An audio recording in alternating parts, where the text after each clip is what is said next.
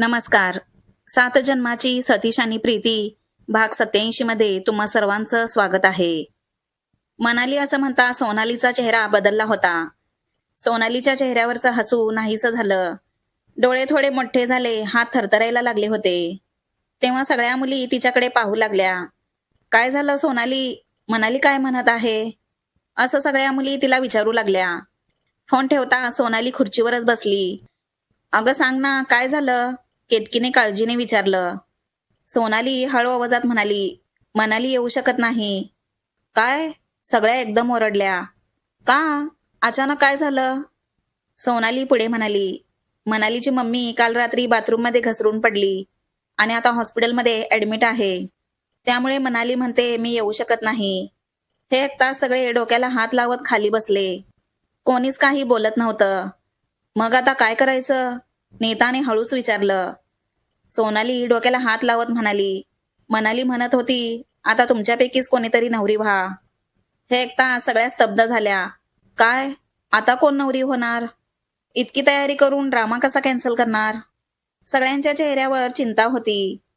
तेवढ्यात नीता ठामपणे म्हणाली, हो, आता आपल्यापैकीच कोणीतरी नवरी व्हायला पाहिजे. तेव्हा सगळ्यांच्या नजरा नकळत प्रीतीकडे गेल्या. प्रीती गोंधळून म्हणाली, मी? नाही नाही, मी कसं शक्य आहे? नीता तिच्या जवळ येत म्हणाली, प्रीती, आता नाही म्हणू नकोस. इतकी मेहनत घेतली आपण सगळ्यांनी. ड्रामा तर सादर केलाच पाहिजे. सोनाली ही हात जोडत म्हणाली, प्लीज प्रीती, आमच्यासाठी एवढं तरी कर. आता तूच नवरी हो. प्रीतीच्या डोळ्यासमोर सगळं फिरू लागलं. तिच्या मनात धडधड वाढली. पण नाईलाजाने शेवटी प्रीती खोल श्वास घेत म्हणाली, ठीक आहे, चालेल, मग मी नवरी होते. तेव्हा सगळ्यांच्या चेहऱ्यावर थोडा दिलासा आला. तेव्हा सोनाली म्हणाली, मनालीचे पप्पा नवरीसाठी आणलेलं सगळं सामान घेऊन येत आहेत. पण लक्षात ठेवा, आपल्याकडे फक्त 1 तास आहे. 1 तास? इतक्यात कसं होणार? हेअर, मेकअप, कपडे सगळं कसं करायचं? असा विचार सगळ्या करत होत्या. तेव्हा सोनाली पटकन स्वतःला सावरत म्हणाली, ऐका सगळ्या, वेळ खूप कमी आहे आपल्याकडे. आता साखरपुड्याचा सीन दाखवायला वेळच नाही. म्हणून आपण साखरपुड्याचा सीन कट करूया आणि सरळ लग्नाचा सीन दाखवूया. ती सगळ्यांकडे पाहत पुढे म्हणाली, आता चर्चा करत बसायला वेळ नाही. जे आहे तेच परफेक्ट करूया. आपण सगळ्या लग्नासाठीच तयार होऊया. क्षणभर सगळ्या एकमेकांकडे पाहू लागल्या आणि मग एकामागोमाग एक सगळ्यांनी मान डोलावली. हो, बरोबर आहे. आता हाच एक उपाय आहे. चला मग लग्नाचा सीन करूया. असं म्हणत पुन्हा सगळ्या गडबडीत तयार होऊ लागल्या. कोणी कपडे काढू लागलं, कोणी दागिने शोधू लागलं, तर कोणी प्रीतीला घेऊन मेकअपसाठी बसलं. सोनाली म्हणते, मी आता सतीश आणि कार्तिकलाही फोन करून सांगते की लग्नाचेच कपडे घाला. तेव्हा फोन लावताना ती थोडी थांबली, क्षणभर विचार केला आणि अचानक स्वतःशीच म्हणाली, नाही, सतीशला आता काहीच सांगायचं नाही. प्रीती नवरी आहे हे त्याला मंगलाष्टकाच्या वेळीच कळू दे. हे त्याच्यासाठी सरप्राईज असेल. सोनाली मनातच हसत म्हणाली, आज सतीश जेव्हा नवरीच्या वेशात प्रीतीला पाहणार तेव्हा खरी मजा असेल. सोनालीने लगेच सतीशला फोन लावला. हॅलो सतीश, आपल्याकडे वेळ फार कमी आहे, म्हणून तू आणि कार्तिक दोघांनी थेट लग्नाचे कपडे घाला. म्हणजे आता साखरपुड्याचा सीन करायचा नाही सतीश. तेव्हा सतीश थोडा गोंधळून म्हणाला, म्हणजे काय झालं सोनाली? काही प्रॉब्लेम आहे का? सोनाली मुद्दामच शांत आवाजात म्हणाली, नाही नाही, काही प्रॉब्लेम नाही. फक्त वेळ कमी आहे. अरे, कपडे बदलण्यात जास्त वेळ जातो, म्हणून सरळ लग्नाचा सीन करूया. क्षणभर थांबून सतीश म्हणाला, ठीक आहे, तू म्हणतेस तसं करूया. आम्ही लगेच तयार होतो. इतकं बोलून सतीश फोन ठेवतो. सतीश आणि कार्तिक दोघेही लगबगीने लग्नाचे कपडे घालायला लागले. पगडी, दुपट्टा, कुर्ता. दोघेही आरशासमोर उभे राहून एकमेकांकडे पाहत हसत होते. सतीश मात्र नकळत आरशा स्वतःकडे पाहत होता. मनात कुठेतरी एक वेगळीच उत्सुकता दाटून येत होती. आणि तिकडे प्रीतीचा ब्रायडल मेकअप सुरू होता. मेकअप आर्टिस्ट अगदी काळजीपूर्वक तिचा मेकअप करत होती. डोळ्यात काजळ, गालांवर हलकी लाली, ओठांवर नाजूक हसू. हळूहळू प्रीती खरंच नवरीसारखी दिसू लागली होती. जणू हा ड्रामा नाही तर तिचं स्वतःचं लग्न आहे असंच वाटावं, इतकी सुंदर ती दिसत होती. सोनाली, केतकी, नीता सगळ्या जणी तिच्या भोवती उभ्या होत्या. सगळ्याच म्हणत होत्या, प्रीती तू खूपच सुंदर दिसत आहेस. तेवढ्यात केतकी थोडी खोडकरपणे म्हणाली, अगं प्रीती, सतीश तुला पाहून थक्क होणार आहे. हे ऐकताच प्रीतीने पटकन डोळे मोठे केले.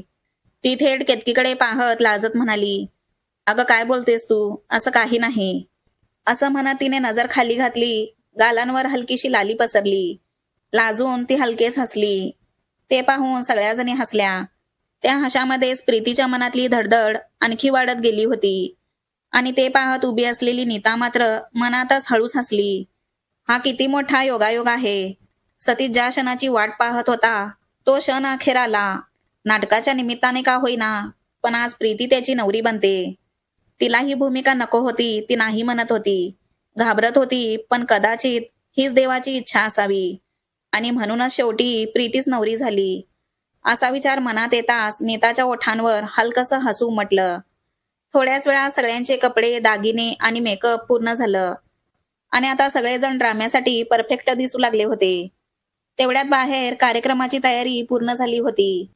बाहेर ग्राउंडमध्ये मोठा स्टेज उभारलेला होता.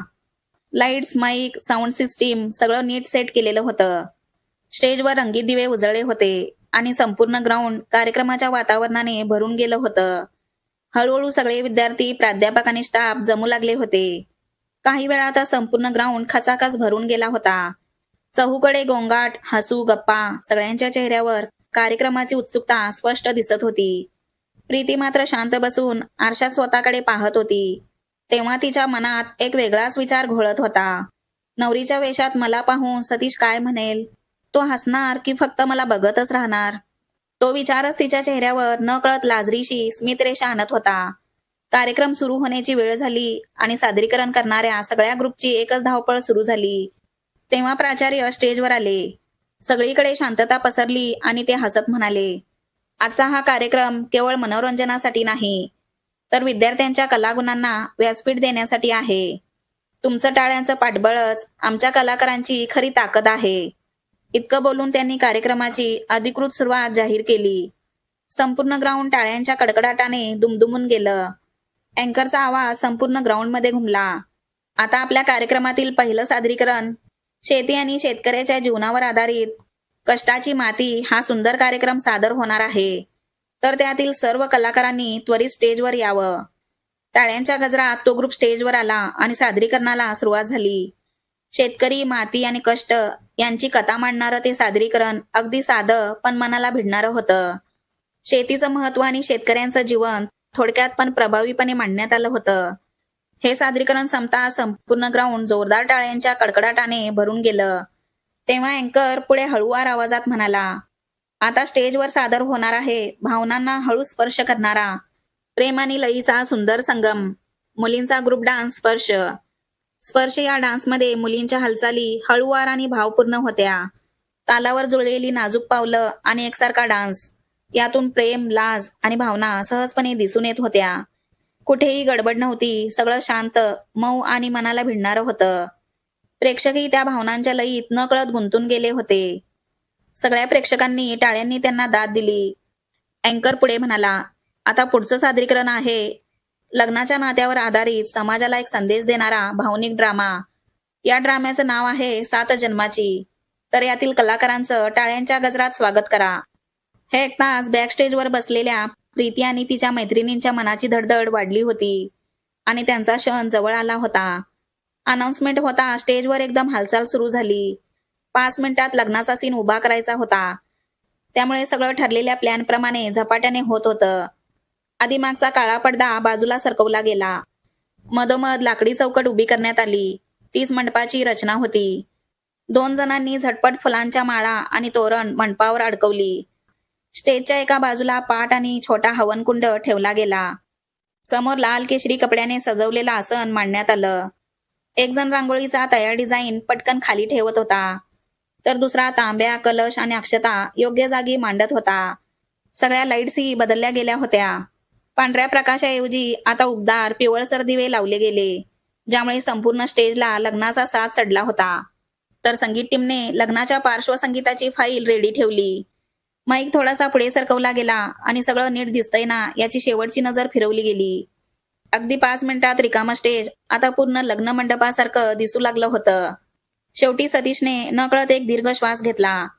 कार्तिकने त्याच्याकडे पाहून हलकसं हसत खांद्यावर थाप दिली. चला आता वेळ आली. इकडे प्रीती पूर्ण नवरीच्या वेशात उभी होती. डोक्यावर चुनरी ओढलेली होती, चेहऱ्यावर घुंगट घेतलेला होता. तिचा चेहरा पूर्णपणे झाकलेला होता. फक्त तिची नाजूक पावलं आणि हातात धरलेली चुनरीच दिसत होती. हळूहळू सगळे कलाकार एकामागोमाग एक स्टेजकडे निघाले.